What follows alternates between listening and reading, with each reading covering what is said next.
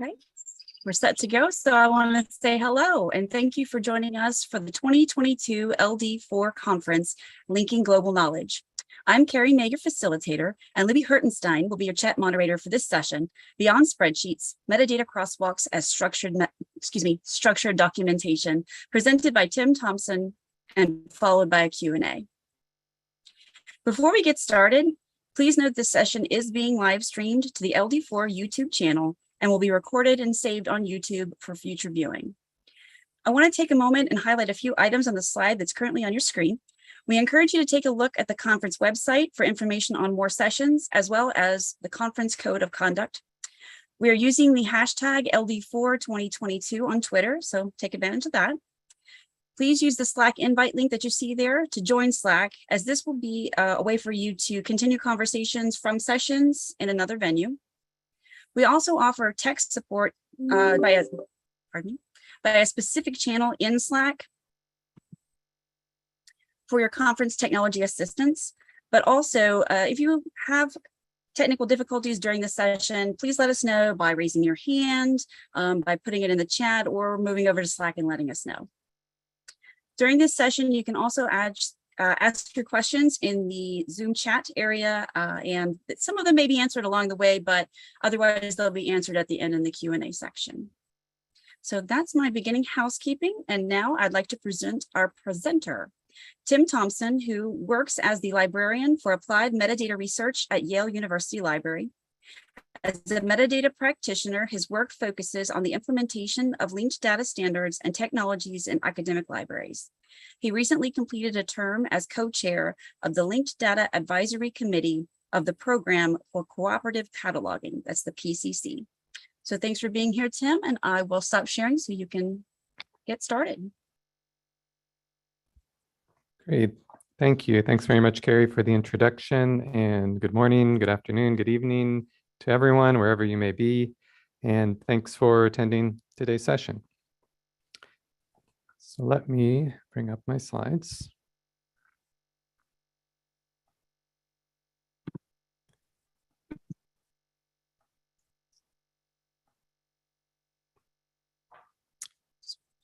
Okay, Carrie, that still looks good, right? Yes. Thanks. So today I'll be talking about metadata crosswalks in the context of linked open data. I'd like to begin first off with a quote from a white paper published by NISO, the National Information Standards Organization, which states, and I'm quoting, "There is currently no accepted standard method of specifying all the transformations required for crosswalk development." Currently, there's no accepted standard method. Okay, so that white paper that I just quoted from, written by Margaret St. Pierre and William LaPlante, was published more than 20 years ago in 1998, but the statement continues to hold true today, unfortunately. Paradoxically, for such a common and important task, the creation of metadata crosswalks between different metadata standards remains almost completely ad hoc and unstandardized. Was there a hand raised? Did I see that? No, okay. I'll begin by offering some definitions and describing the problem space to contextualize my topic today.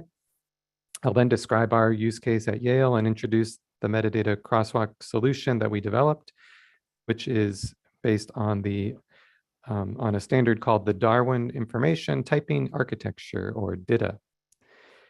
And I'll end by showing some examples of our work and maybe reflecting with you all about potential next steps. Okay. So what is a crosswalk? No, not that kind of crosswalk.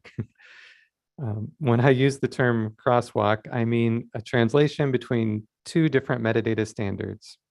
The terms mapping and crosswalk are often used interchangeably, but a mapping can be seen as one component of a crosswalk. St. Pierre and LaPlante define a crosswalk as, quote, "a set of transformations applied to the content of elements in a source metadata standard that result in the storage of appropriately modified content in the analogous elements of a target metadata standard. They emphasize the importance of structured documentation in crosswalk development, and they state, a complete or fully specified crosswalk consists of both a semantic mapping and a metadata conversion specification. So there are two components. Continuing, the metadata conversion specification contains the transformations required to convert the metadata record content compliant to a source metadata standard into a record whose contents are compliant with a target metadata standard. According to this definition, a mapping is a structured document that specifies how an element in the source standard should be represented in the target standard, with a focus on preserving semantic alignment between the two.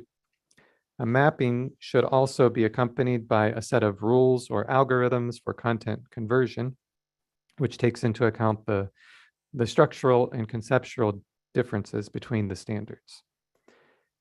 Then the other main component of a crosswalk is the implementation, or how the mapping is expressed as computer code. Mappings and conversion rules are typically created by metadata professionals, whereas an implementation could also be, but it may be developed in collaboration with software engineers. Setting aside the definition of a complete or fully specified crosswalk, we know that in practice, metadata crosswalks can exist on a broad spectrum from informal to formal, even in production environments. In an informal crosswalk, a metadata mapping is implemented directly in computer code with no structured documentation to accompany it. In a formal crosswalk, detailed documentation is provided to specify both semantic mappings and rules for content conversion.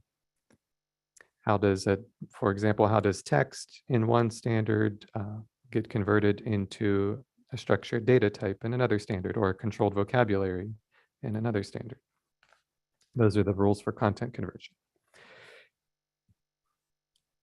In the linked open data domain, an example of informal and formal crosswalks can be found in the Library of Congress MARC to BibFrame converters.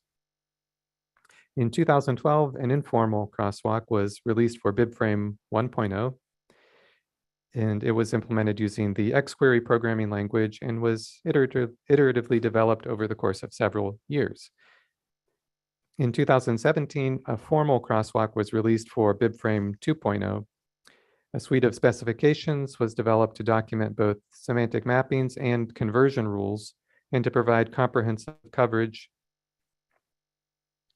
of the MARC 21 format for bibliographic data.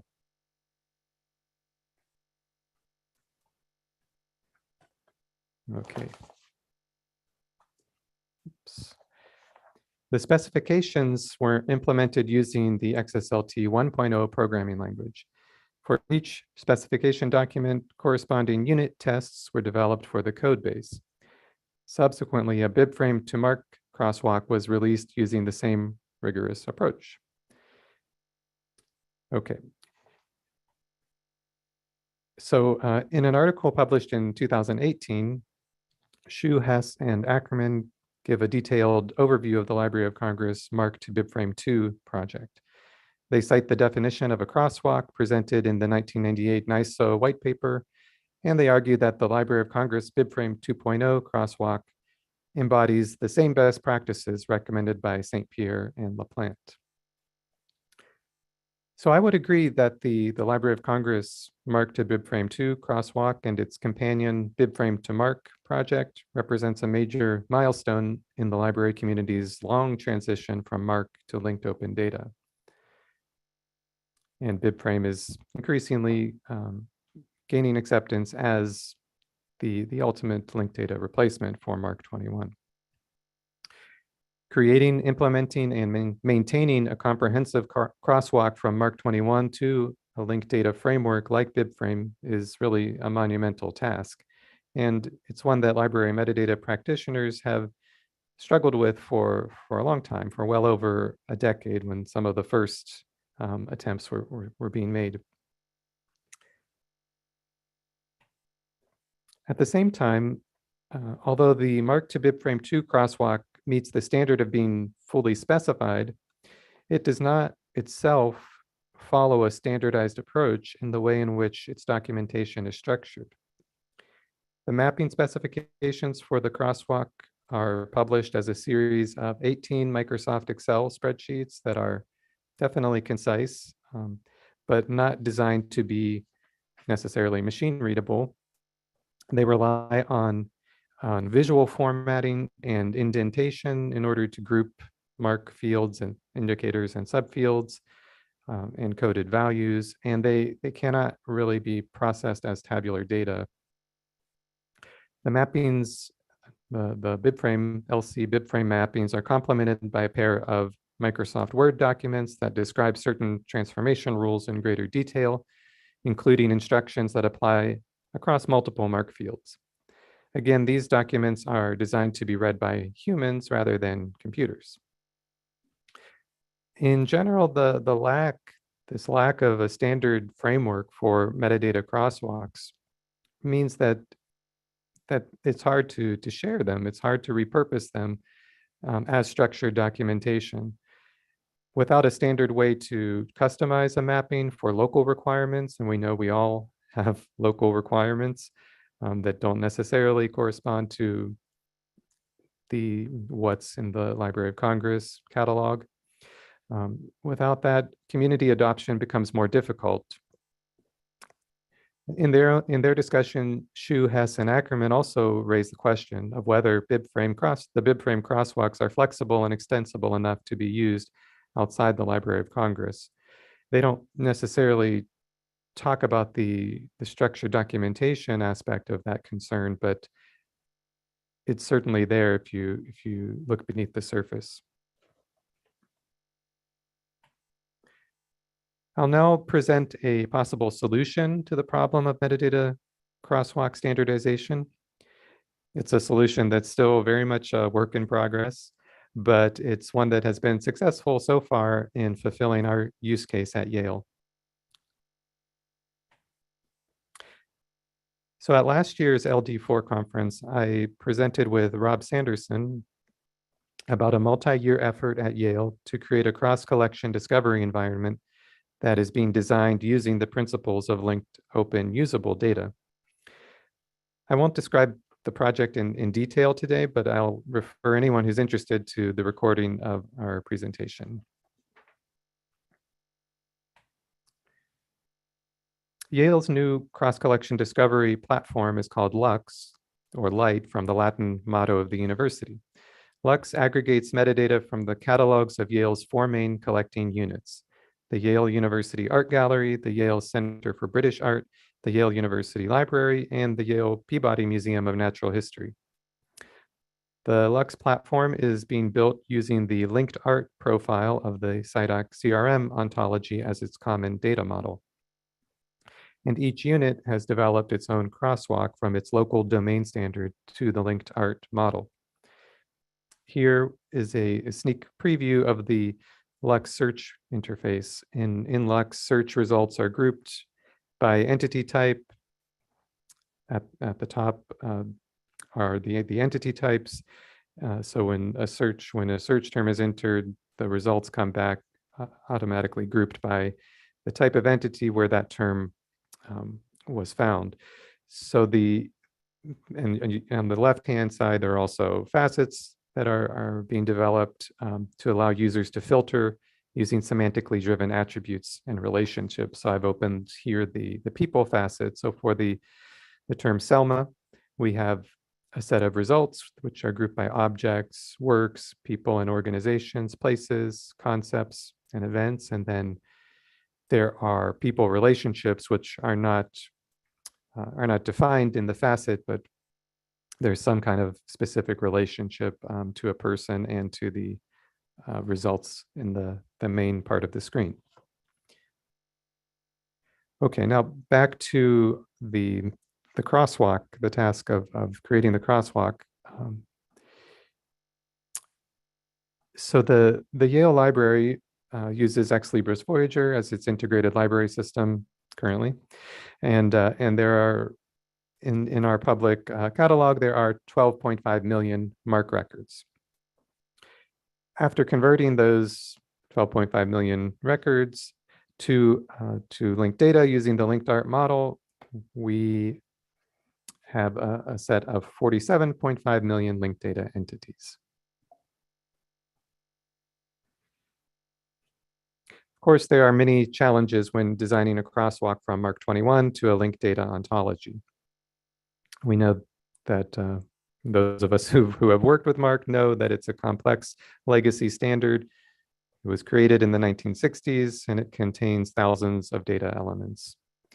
Our own local cataloging practices have also evolved over time, and we have at Yale created locally defined fields, especially for special collections that are not part of the standard. When creating a metadata crosswalk, we need to translate from the semantics of MARC, which are essentially the semantics of the card catalog, to the semantics of the linked art data model, which has clearly defined entities and relationships. For example, one challenge we face is in mapping object or item level relationships. The linked art standard is closely tied to the museum domain, where objects are the focus of description. In the library catalog, by contrast, holdings and item records are sparse, and information about different objects is often recorded on a single bibliographic record. Finally, the transformation from MARC to linked art often involves complex conditional logic, and it can be necessary to combine data from multiple fields in a MARC record to produce the desired output. For the library, the data transformation process has involved close collaboration between metadata librarians in technical services and software engineers in library IT. Early on, we decided that a spreadsheet-based mapping from MARC to linked art was not going to satisfy our requirements. The tabular format of a spreadsheet makes it difficult to supply contextual information to guide those who are ultimately responsible for implementing a crosswalk in code. The approach that we adopted, and which has evolved over time, was to create a set of modular specifications, which is organized almost as a handbook. There are currently 133 separate documents in the specification suite, with a primary division between top-level entities, the objects, works, people, places, and concepts that are used to structure the user interface, and descriptive content, things like identifiers, names, and notes. Some specifications provide information to contextualize a metadata concept, and these are paired with documents that specify individual tasks or algorithms needed to implement a particular mapping. So altogether, if you convert these 133 specification documents to, say, PDF output in a single document, it's depending on the format or the flavor that's used, it totals between 250 and 400 pages of documentation. So a lot of that is kind of snippets of JSON. The linked art profile uses JSON LD as its standard format. So you'll have kind of instructions and then a JSON example, and so that obviously fills up a lot of pages, but it's still extensive. Okay, so having a set of specifications has also made the task of implementation easier to manage. Individual specifications can be assigned to developers for individual work, and the structure of the code can be guided and shaped by the conceptual structure of the specifications. As a result, collaboration between tech services and library IT has really benefited, and I think it could serve as a potential model for future efforts here at Yale.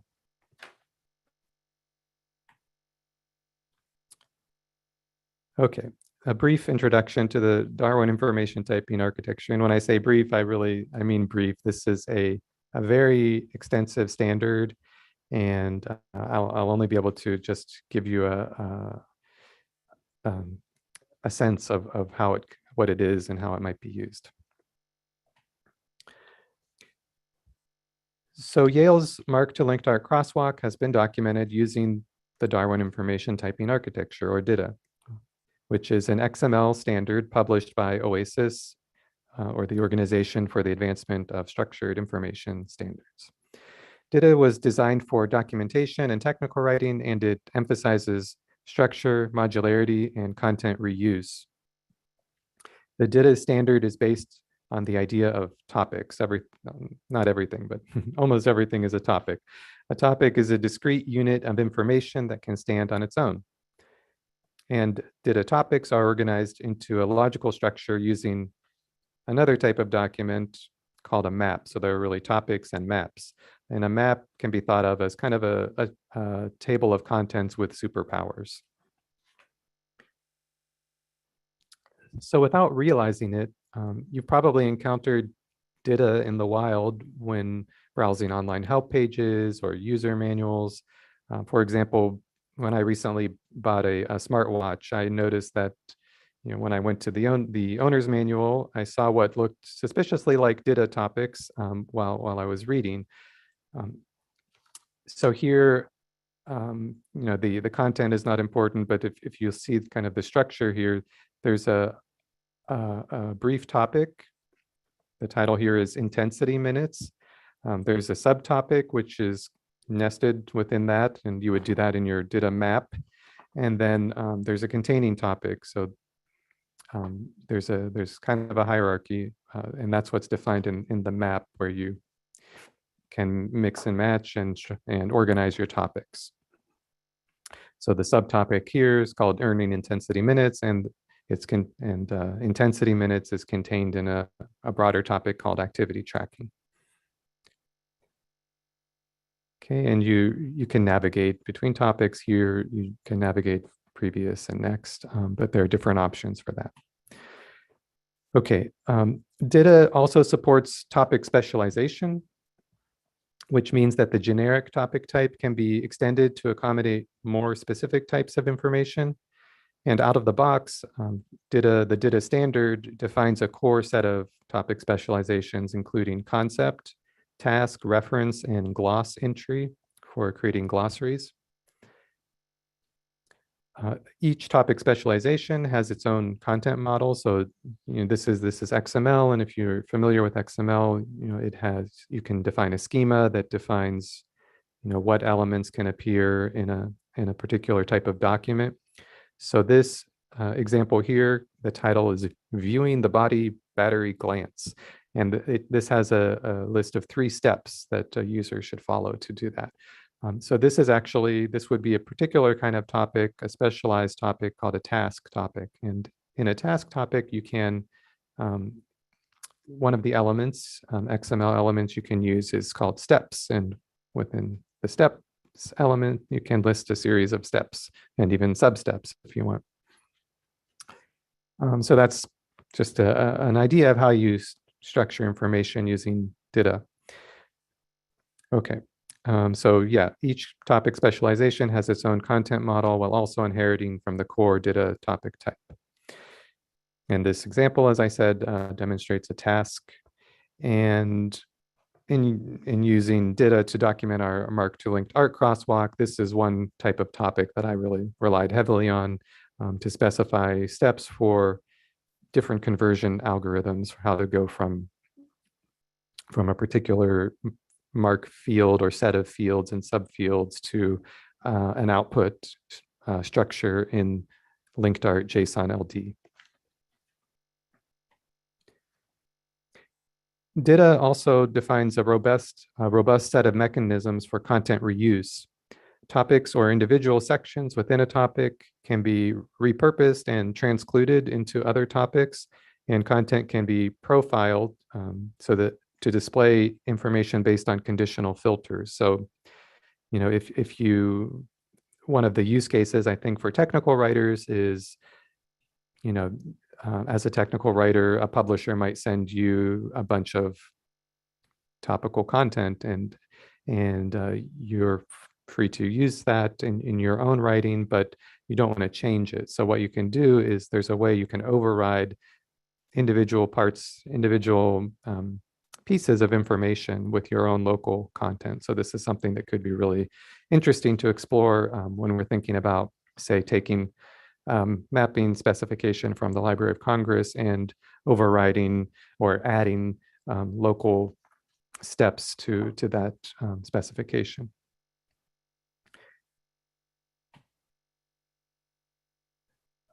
Before I continue, I'll just mention a couple of other things.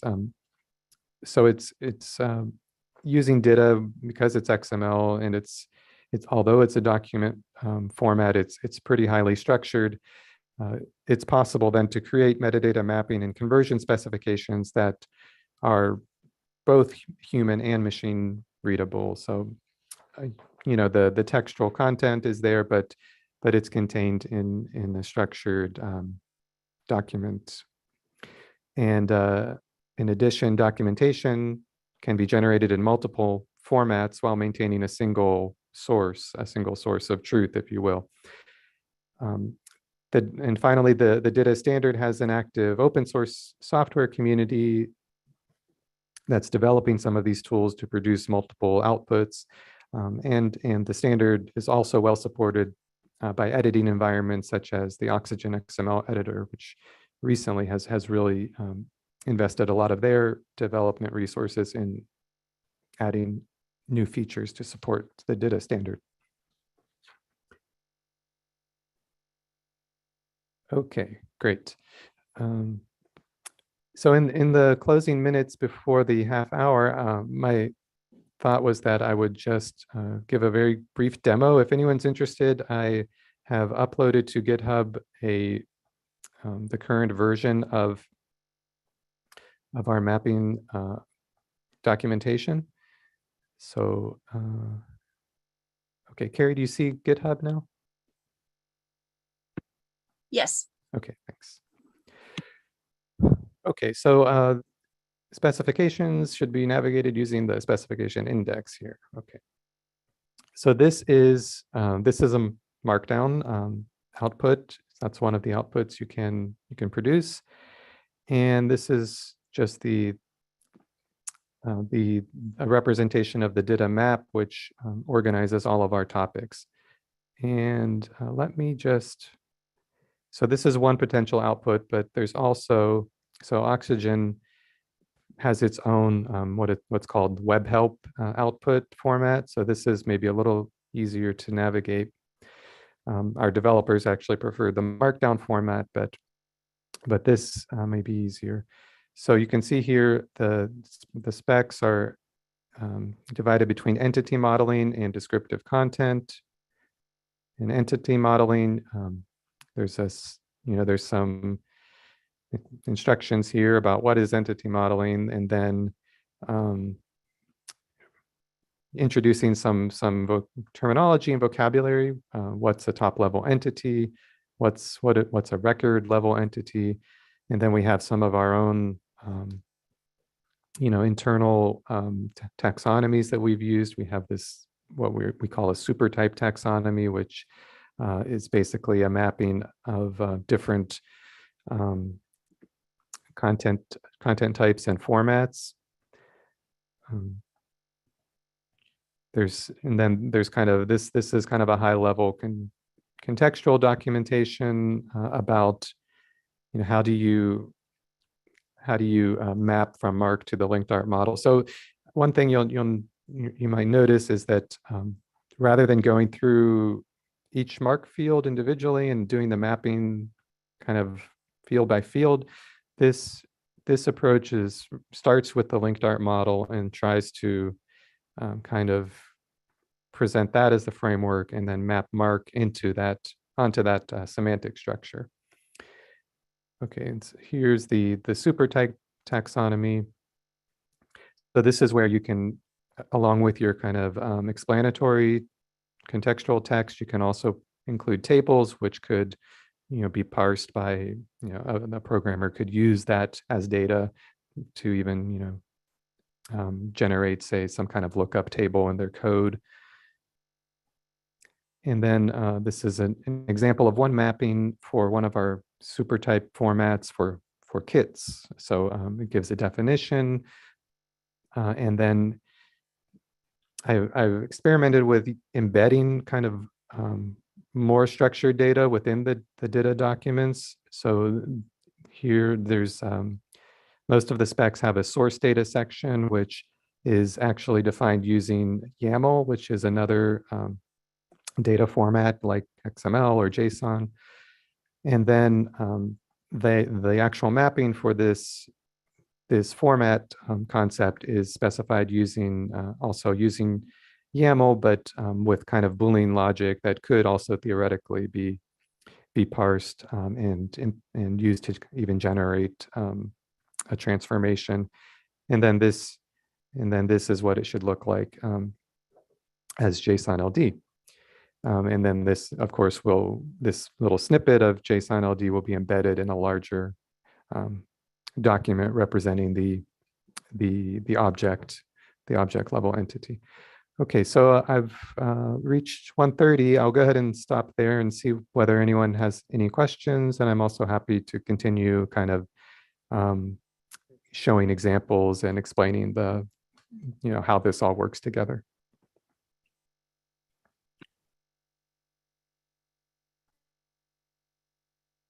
Just as you finished, major construction started outside my window. It was perfect timing.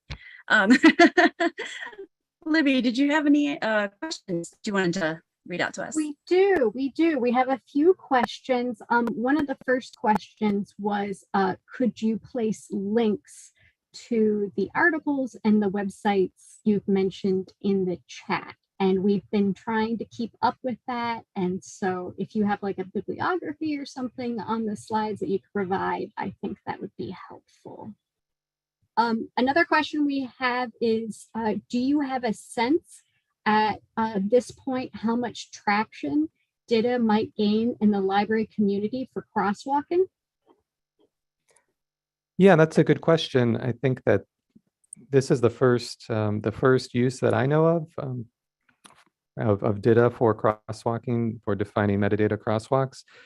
But among existing standards for documentation, I think it's one of the ones that's most well established and well supported. So I think it may actually be used in other behind the scenes in other library projects. I remember hearing at one point that the RDA toolkit was actually running off of DITA, which allows, it makes it easy to handle all of those repeated instructions that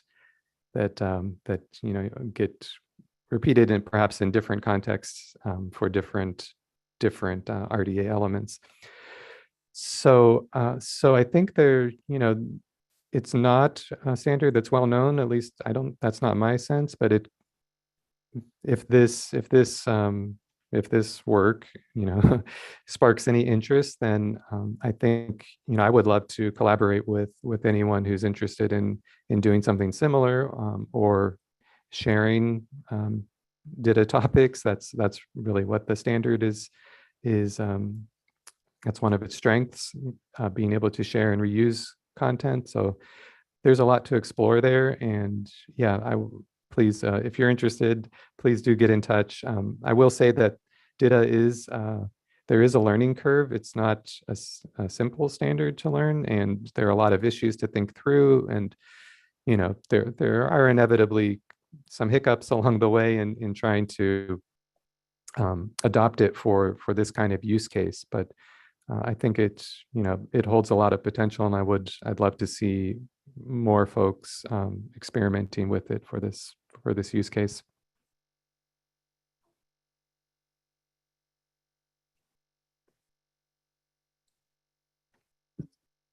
Okay.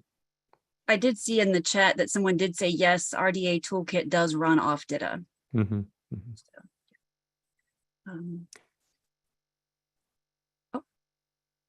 We have another question, which is, which editor do you use for the XML files? Does it include autocomplete, validation, etc.? Yeah, so I use the Oxygen XML editor. We have a site license for that here, and even if for an individual academic license, it's fairly affordable. But it has a lot of features for supporting DITA editing. And it, yes, features like, yeah, certainly validation, but also content reuse. I can bring up Oxygen. I don't know how how fun it will be to look at the screen, but just to give you a quick idea.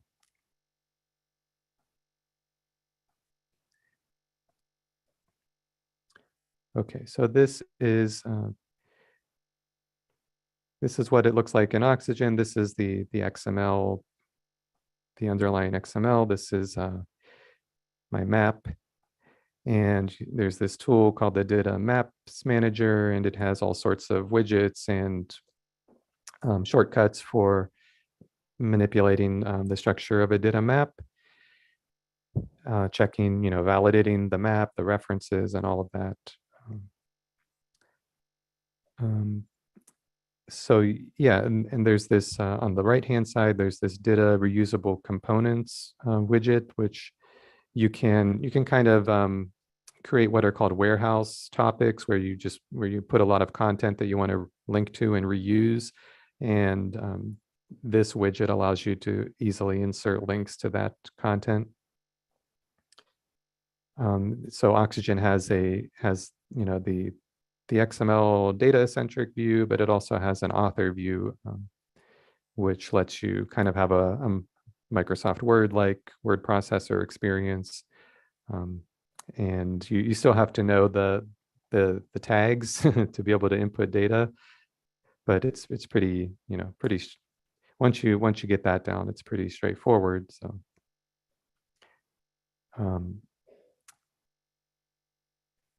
so if I want to, add a new paragraph, I just hit enter, and then I select which tag I want to use. I want to enter a P tag for paragraph, and you can just type your new paragraph. If you want a note, it will nest a note inside that paragraph and give you a little icon to show that it's a note.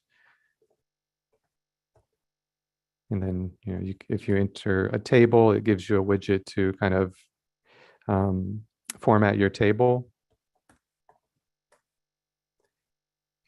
And yeah, that's kind of how it works. So I find myself going back and forth between the visual editor and the data view, just because there are sometimes when they can kind of get out of sync. Okay.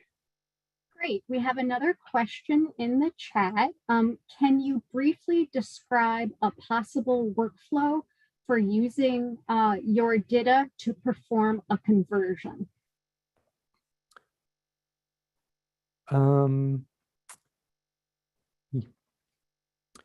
Yeah, so I mean, so I'm not entirely clear on the question. Can participants unmute and ask? Is that possible, or did they have to be promoted? Let me check and see what I can do. Okay, but I'll go ahead and try to answer. So so we have all this documentation in XML, and then I can convert it to Markdown. So basically, when that happens, Zoe's been unmuted. oh, okay. Sorry, I didn't mean to. Yes, it's me too. Hi, Zoe. So I'm very interested in uses of DITA, and it looks, really great and powerful for these uses. So I may also be confused at the purpose and eventual usage of DITA. Is the way DITA is used for conversion itself is first, you have the DITA XML, and then you use it to output something like JSON, and then it's the JSON that is actually used when you're converting metadata. No. So so basically, you output, some end user format like Markdown. So that's what we have here on GitHub. And then the software engineers go through basically, and they open the specs and they look at the instructions, and use the so in this source data part, they'll see where they need to get the data from. And then in this case, there are kind of highly structured kind of logical steps to implement. And then this is what they would, and this is an example of what they should output once they implement the spec. So they could grab this and use this to test their code against, but it's not producing anything. It's just kind of, it's there for them to use as a resource, or it's what they do need to use as the reference point to create the code. So using the DITA map, we actually created a tracking spreadsheet for the engineers. So this represents the whole hierarchy of the specification suite. There's a link to each spec, and then kind of for the mostly for the leaf nodes, like the most specific ones where you would have a list of steps to follow. There's some columns that they would fill out for who's working on it. Is it done? Was it deployed? Are there any examples? So let me see if I can find a different one. That's a little, yeah. So some of the other specs are not like the one I just showed you with the kits, but are much more involved. So this one has the convenient title of Creators, Contributors, Standalone Work, Simple Subject, Genre Headings, and Associated Places. So this is one of the conceptual struggles of just trying to do this kind of mapping and doing it in the way that I decided to do it, which mapping from starting with the linked art conceptual model and mapping MARC into that. So basically the distinction that made sense to me here was that there's a difference between resources that represent a single entity type and ones that represent more than one entity type, like a name title would be I call that a complex work or something. So here you have a short description, there's a note, again, the source data section, and this gives a list of sample record IDs, and then this field spec, which is all of the MARC fields, indicators, or not always indicators, but fields and subfields. And then there's a section on processing steps and output. So these are the steps that an engineer would follow to map all of these different fields to linked art. There are tables. There are along the way you can include a step result for individual steps, and then you can include a result for the whole task if you want. So here I've included JSON LD example output for all the different kinds of resources in this spec. Genre form, this is what that should look like. Groups or organizations should look like this. Meetings or conferences should look like this. Okay, I see some other things in the chat. I was going to say, yes, there was sorry a little bit of confusion. monopolizing. There was a little bit of confusion. Libby, can you summarize all the things that just went through the chat? There's a lot of questions coming in, which is absolutely wonderful. Unfortunately, it looks as though the screen share wasn't necessarily following you. Oh no, I'm sorry. It is still on oxygen. Okay, yeah. My apologies. Yeah, we have a couple minutes left. This is what I meant to share.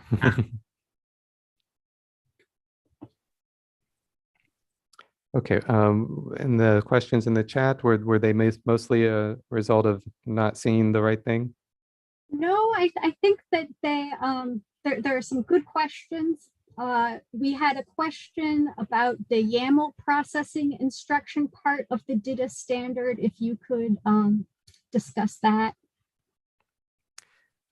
Yeah, so that's not part of the DITA standard, but that's just something that you can embed anything that you want in a code block. There's a, there's an element where you can embed different other markup in code. So that's just an embedded snippet of YAML that I added to the DITA document, but that could be extracted and parsed as YAML. Fantastic. We have another question for someone who asked what the endpoint of this is. What is the end result of using DITA in an application or service? So if you convert MARC data to DITA, to where is the data going to be, i.e. a library system or something else? Right. So the DITA is just the documentation. The mapping is from MARC to linked art, JSON LD.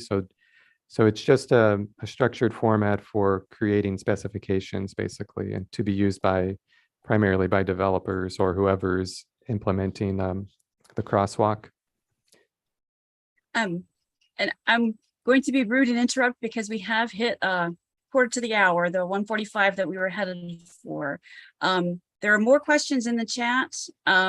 I hate to bring this to such an abrupt close, but we do have a time limit. So I'm going to just suggest everyone head on over to Slack, and conversations can continue over there. Again, it's not my nature to be quite so abrupt, but thank you so much, Tim, for this presentation. It's obviously great. I mean, it's great information and it's obviously being loved. So I hope that everyone can head over to Slack and continue conversations. And I hope to see everyone at a session tomorrow. So thank you, everyone. I appreciate it.